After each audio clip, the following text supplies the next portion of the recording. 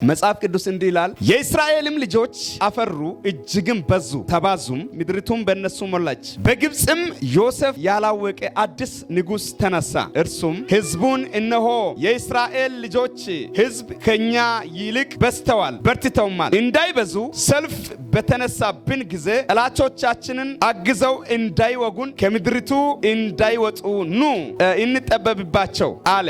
በብርቱ ስራም ያስጨነቋቸው ዘንድ ግብር አስገባሪዎችን ሾመባቸው። ለፈርዖንም ፊቶንና ራምሴን ከተሞችም አድርገው ሰሩ። ነገር ግን እንዳስጨነቋቸው መጠን እንዲሁ በዙ፣ እጅግም ጸኑ። ከእስራኤልም ልጆች የተነሳ ተጸይፏቸው ነበር። ግብፃውያን የእስራኤል ልጆች በመከራ ገዟቸው። የግብፅ ንጉሥ የዕብራውያንን አዋላጆችን እንዲህ ብሎ ተናገረ፣ እናንተ የዕብራውያንን ሴቶች ስታዋልዱ ለመውለድ እንደደረሱ ባያችሁ ጊዜ ወንድ ቢሆን ግደሉት፣ ሴት ብትሆን ግን በሕይወት ትኑር። አዋላጆች ግን እግዚአብሔርን ፈሩ። የግብፅ ንጉሥም እንዳዘዛቸው አላደረጉም። ወንዶችንም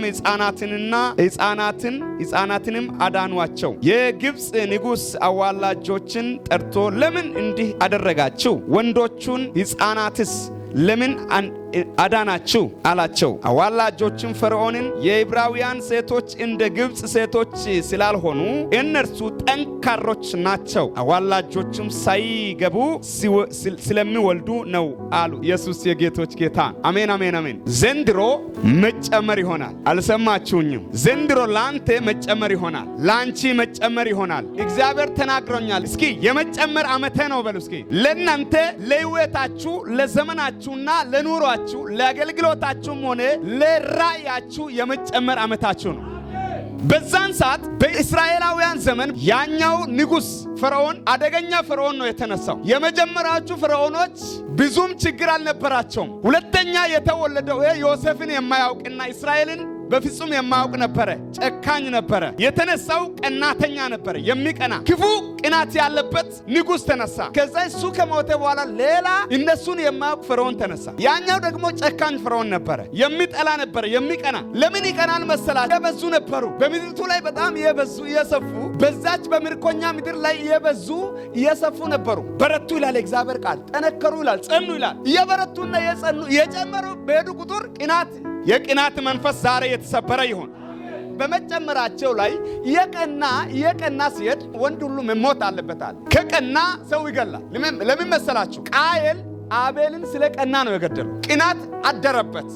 እንዴት የሰው እኔን በለጠ፣ እንዴት የሱ ነገር ተቀባይነት ኖሮ ተቀባይነት ያጣል ብሎ ቀና። ከዛ ከቀና በኋላ ና ወንድም ያለ ወንድም ቢሆን ራሱ ይቀናል። አንዳንድ ወንድሙ ራሱ በወንድሙ ላይ ይቀናል። የሰማችሁ ነው? ሰይጣን እኮ ነው ይሄን የሚያደርገው። ወንድሙ የገዛ ወንድሙ አብሮ የተወለዱ ከአንድ እናት ከአንድ አባት የተወለደ ሰው ሲቀና፣ ሌላው ሲሳካለት አሹ ብሎ ደስ ብሎ እንኳን ይሆነልኝ ብሎ ከሱ ጋር ሰረብሬት ማድረግ ሲገባው ይሄኛው ደግሞ መቅናት ጀመረ። ከዛ በኋላ ና አንድ ቦታ እንሂድ ብሎ ገደለው ይላል እግዚአብሔር ቃል። ወደ እርሻው ወሰደና ምን አደረገው? ገደለው ይላል። ቅናቴን አደረገ። ደግሞ ይሄኛው ፈርዖን ደግሞ ምንም ችግር ሳያመጡ ጥሩ ስራ እየሰሩ የነበሩትን፣ ጥሩ ኑሮ የኖሩ የነበሩትን ደግሞ ቅዱሳንን ለእግዚአብሔር የተለየ ትውልድ ነበሩ። እነዛን ደግሞ የበዙ ስለነበሩ ይላል እግዚአብሔር ቃል እየጨመሩ ስለሄዱ ከኛም የበዙ ናቸው። እነዚህ ሰዎች አደገኞች ናቸው። ኋላ ላይ ችግር በእኛ ላይ ያመጣሉ። ዋናው ችግር ለምን በዙ ነው። ለምን ትበዛለህ? ለምን ታድጋለህ? ለምን ትሰፋለህ? እንዳይበዙ እኮ ነው ሐሳቡ። አትበዙም፣ አትሰፉም፣ አትባዙም። የእናንተ ነገር አይገለጥም፣ መሆን የለበትም፣ ከኛ በታች መሆን አለባችሁ ብሎ ማለት ነው። ሐሳቡ እንደዛ ነው። እኛ ሀገር ላይ እናንተ ከኛ በታች መሆን አለባችሁ እንጂ ከኛ በላይ መሆን የሀገሪቱ ሰዎች በእኛ ላይ ሊነሱ ይችላል። ከኛም በብዛት ጀምረዋል። ስለዚህ እነዚህ ሰዎችን ምን ማድረግ አለብን? ማስወገድ አለብን። ወይ እንገላቸዋለን ወይ ተጽዕኖ እንፈጥርባቸዋለን። ስለዚህ እነዚህ ሰዎች እንዳይበዙ እናደርጋለን፣ ከኛ እንዳይበልጡ እናደርጋለን ብሎ ይህንን ሐሳብ አመጣ። ከዛ በኋላ የእግዚአብሔር ቃል እንደዚህ ይላል፣ አዋላጆችን አናገራቸው። አዋላጆች እንደዚህ ብሎ ተናገረ። እነዚህ ሰዎች በሚወልዱበት ሰዓት፣ ዕብራውያን ሴቶች የሚወልዱበት ሰዓት ለአዋላጆች እንደዚህ ተናገረ። ወንድ ከሆነ ግደሏቸው። ወንድ ከሆነ ምን አድርጋቸው? ጭካኔ። ወንድ ከሆነ ግደሏቸው። ሴት ከሆነ ግን ተዋቸው፣ ችግር የለም። ሴትም ሆነ ወንድም ሆነ የኛ ዘር እየተባዛ ይቀጥላል። ኢየሱስ ጌታ። አሁን ጠላት አያውቅም ይሄን ሲስቴም። እናት ማለት እንደ ቤተ ክርስቲያን። አሁን ጠላት ምንድን ነው የሚያየው?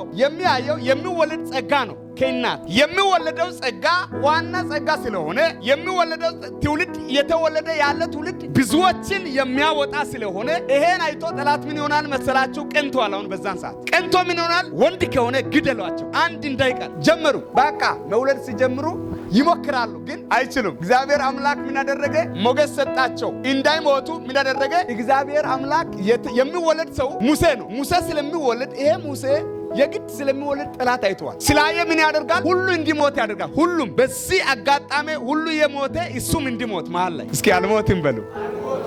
ያንተ ነገር ዘንድሮ አይሞትም። ጠላት እያጠበበ ያለ እየሰፋ ይቀጥላል። ራእይን ጠላት ምን ይላል መሰለ? እሱን ራእይ እናጠብባለን እንዳይሰፋ፣ እንዳይበዛ፣ እንዳይባዛ፣ እንዳይወርስ እናደርጋለን ብሎ ያለ ያንተ ግን እየበዛ እየጠነከረ እየበረታ ይቀጥላል። እነሱ ጭንቀት እንደዚህ ብሎ ጭንቀት አመጡ። የቻሉትን አይነት ቻሌንጆችን አመጡ።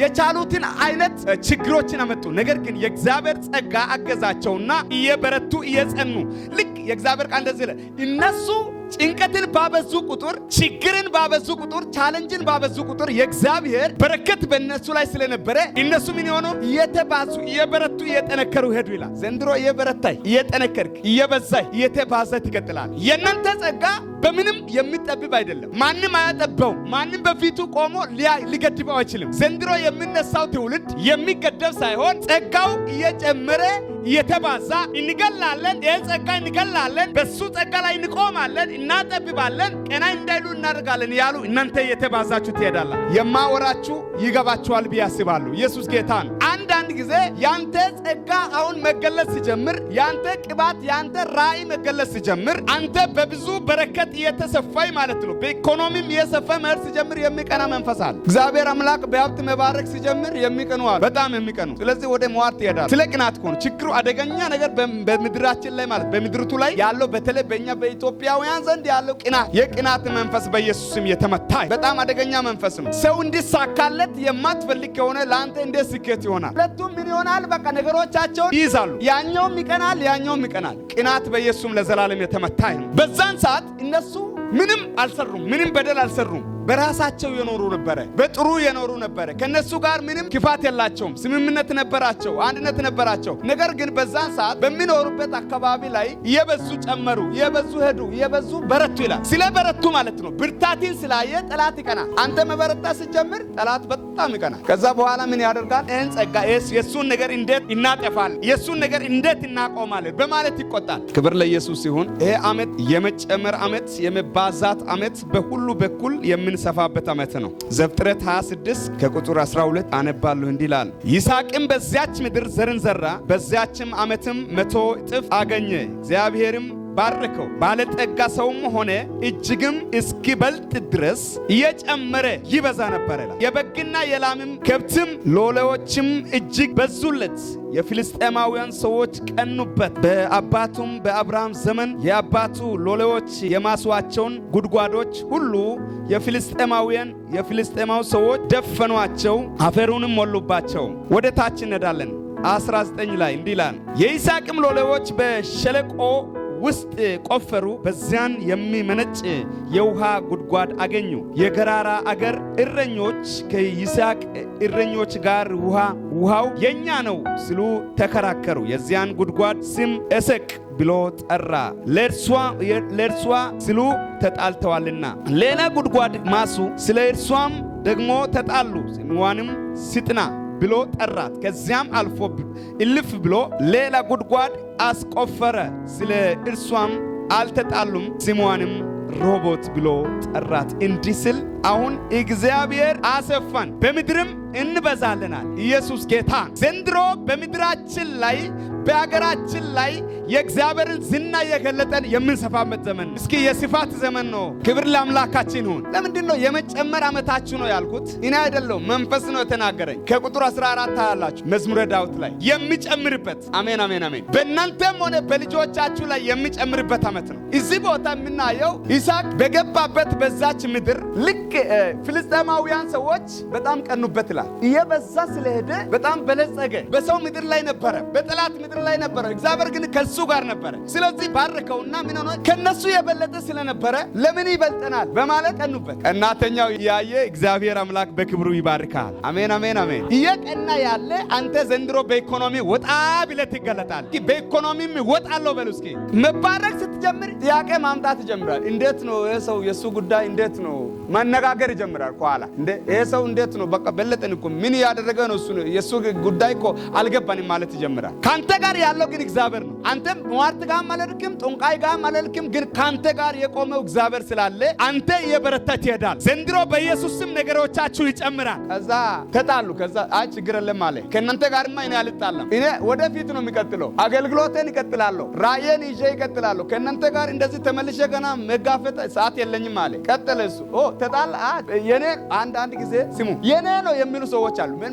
ገንዘባችሁ የራሳችሁ የሆነ ገንዘብ ይዞ የኔ እኮ ነው ይላል። ሂሳቡ እንደዛ አይደለም ይላል። ሂሳቡ 100 ሺህ ሆኖ ያለ አይ ሂሳቡ 100 ሺህ አይደለም ይላል። 50 ሺህ ነው ይላል። 50 ሺህ የኔ ነው ይላል። ይከራከራል። ሲከራከር ተው ስትልም እምቢ ካለ ተው። ኢየሱስ ጌታ። አንተ በገንዘብም የሚባርክ አምላክ ካንተ ጋር ሲቆም አንተ ከሰው ጋር የምትጋፈጥበት ሰዓት አይደለም። ብትጋፈጥ ራሱ አይሰጥም እኮ በነገራችን ላይ ዝም ብለህ ትጨነቃለህ፣ ግራ ያጋባል፣ ጮጋራ ያስልጣል እንጂ ምንም ይከራከራል። ከዛ በኋላ ኦኬ ይሄንም የኛ ነው አላችሁ። አዎ እሺ ኤሰቅ። ከዛ ቀጠለ ወደፊት። ከዛ አሁንም እልፍ ብሎ ምን አደረገ? ሌላ አስቆፈረ። እስኪ በሚሄድበት ሁሉ ይወጣል በሉ። ኢየሱስ ጌታ። እስኪ በሚሄድበት ሁሉ ምንጭ ይፈልቃል በሉ። እስኪ እዚህም ገባ ምንጩን አሁንም አስቆፈረ። ወጣ ምንጭ።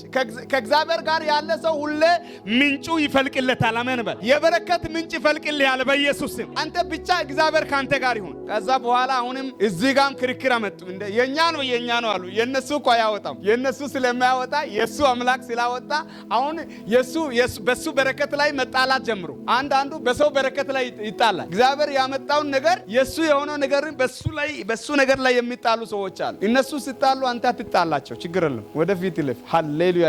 ጌታ ነው ያል ከኔ ጋር ያለው ከእናንተ ጋር ያለው ይበልጣል ብለ አሁን 3ኛ ክፍል ላይ ገባ። በአብ በወልድ በመንፈስ ቅዱስ አሁን ሁሉ ነገር ሙሉ ነው አለ። ከዛ በኋላ አሁን እዚህ ቆፈረና ኑ አሁን አለ። አሁንም ኑ ከፈለጋችሁ ዘባ አይ እዛማ እንደርስም አለ። አሁን 3ኛ ክፍል ገብተሃል፣ ወደ ቅድስተ ቅዱሳን ገብተሃል። ኧረ ዘንድሮ ወደ ቅድስተ ቅዱሳን መግባት ይሁንላችሁ። በነገራችን ላይ እዛ ቦታ ጠላት ችሎ አይደፍርም። አሜን አሜን አሜን። ዋና የእግዚአብሔር መገኘት ያለበት ስፍራ ማለት ነው ቅድስተ ቅዱሳን። የሰማችሁ ነው። ወደ እግዚአብሔር ትጠጋል። ከዛ የመጨረሻ ለአንድና ለመጨረሻ እግዚአብሔር አምላክ ብርክርክ አድርጎ ይለቃል። በዛን ሰዓት ጠላት አሁን ከአንተ ጋር ለመስማማት ሐሳብ ማምጣት ይጀምራል። መጀመሪያ ሲጣላ የነበረው እንዴት ነው ይሄ ሰው በቃ ይቅርታ ማለት አለብን ይቻል። ዘንድሮ አንተን የገፉ ወደ እግዚአብሔር ክብር አስደርሶ ከዛ በኋላ አሁን እንዴት እንሆናለን ማለት ይጀምራሉ። ይሄ ሰው እኮ በቃ ተባርከዋል ማለት ይጀምራል። በኢየሱስ ክርስቶስ ስም ይሄ ይሁንባችሁ። አዎ ዝም ብሎ የሚጠላ ሰው አለ። ዝም ብሎ በቃ ምንም ሳታደርግ ከዛ በኋላ አንተ ጋር ይመጣል። አሁን እንተባበራለን፣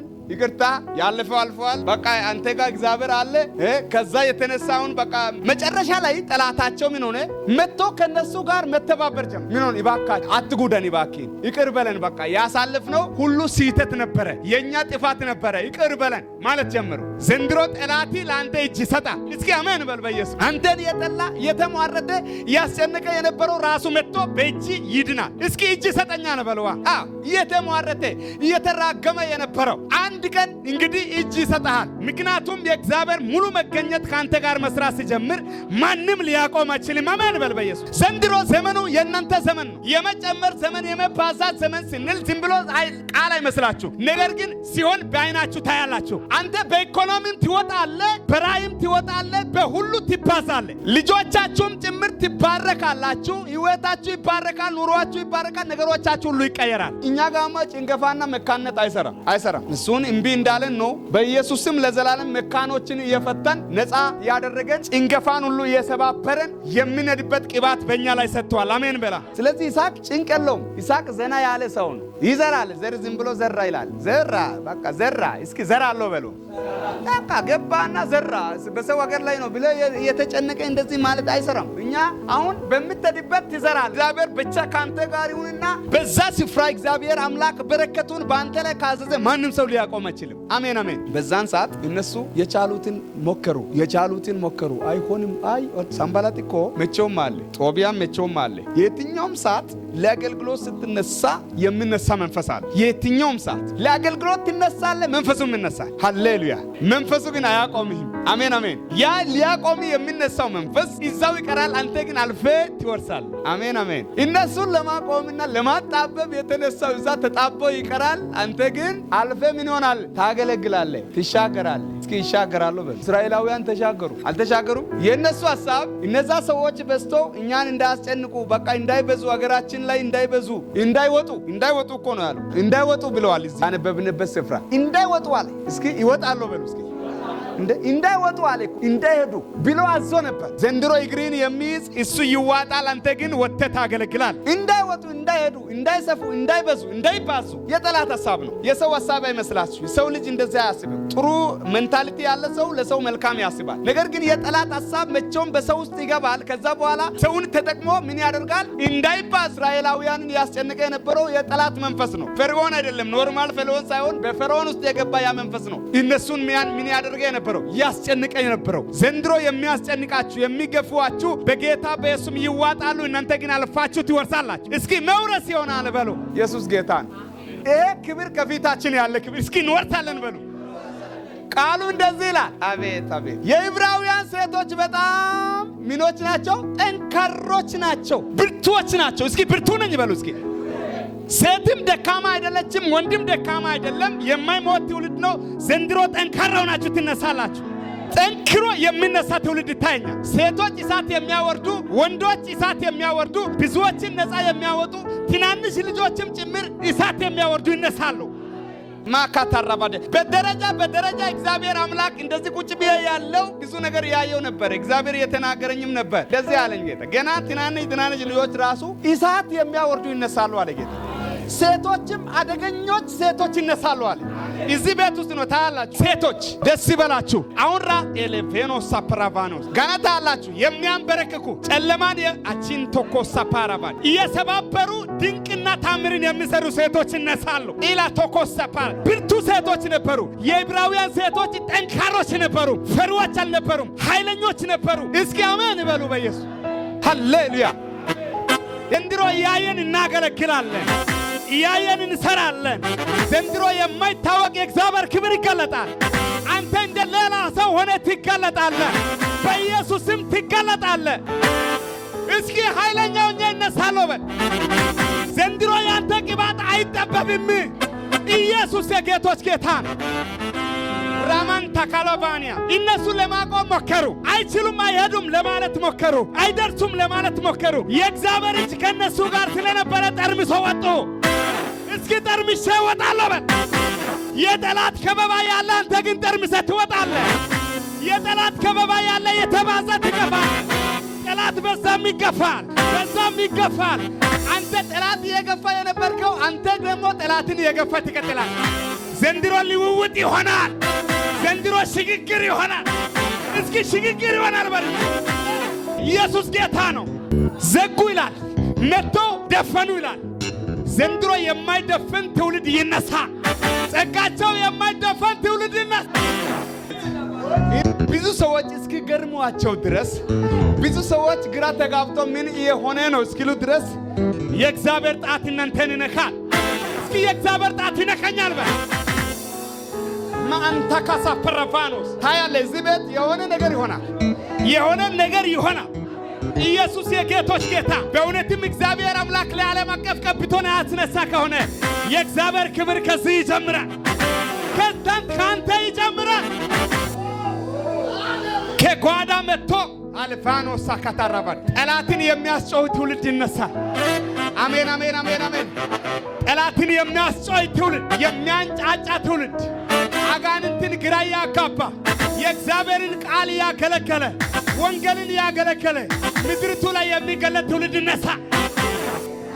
ማላማን ታጋጃና ማራላባዲያስ ማንታኮሳ ፓራቫኒያስ እንደዚህ ነው ያሉት። አይሆንም፣ የትም አይደርሱም። ቁጭ በሉልኝ አንዴ ቁጭ በሉልኝ። መንፋሲ ፓራሺሎ ሳፓንታካሶ መንቲካቶስ አልቪኖ ሳፕራቫኒያ ኢየሱስ ጌታ ነው። ኪዳን ያለ ሰው ከኪዳኑ ጋር የሚሰራውን እግዚአብሔር ይዞ ወጥቶ በሰው ሀገርም ሲገባ፣ አንተ ካናዳም ስትገባ እጁ ካንተ ጋር ነው ያለው። አሜሪካም ስትገባ እጁ ካንተ ጋር ነው ያለው። ሱዳን ስትገባ እጁ ካንተ ጋር ነው ያለው። ኢትዮጵያ ስትመለስ አቺን ቶኮ ሰፋራ ዘንድሮ ቦታው ሲቀየር የማይቀየር የእግዚአብሔር ክንድ ካንተ ጋር ይሄዳል። ሀገር ስትቀየር ካንተ ጋር ሀገሩ እንደተቀየረ ቅባቱም የሚቀየርበት አይደለም። ነበረ እንደዛ ነበረ። ነገር ግን አሁን እንደዚህ አይደለም የሚሆነው። ከእንግዲህ ወዲህ እንደዚህ አይሆንም። በሉ እስኪ ኢሳቱ እየጨመረ የሚሄድ አቼሎስ ታቪያኖስ ሳፓራቫንታ ካሳላቫኒያስ ቅባቱ እየጨመረ የሚሄድ ሌሎች ነገሮች እየቀነሱ ነው እየሄዱ ያሉ ነገር የለም እየተባለ ያንተ ግን ቀንና ሌሊት እየጨመረ ይሄዳል። አሜን አሜን። ቀንና ሌሊት ገንዘብም ሆነ ይጨምራል። ወንጌልም የሰራ ቢዝነስም የሰራ በሁሉ ትበለጸጋል። ኢየሱስ የጌቶች ጌታ ጸጋው ይጨምራል፣ ቅባት ይጨምራል፣ ራእይ ይጨምራል፣ ሙላት ይጨምራል፣ ሞገስ ይጨምራል፣ ኃይል ይጨምራል። በኢየሱስም ውሰድ።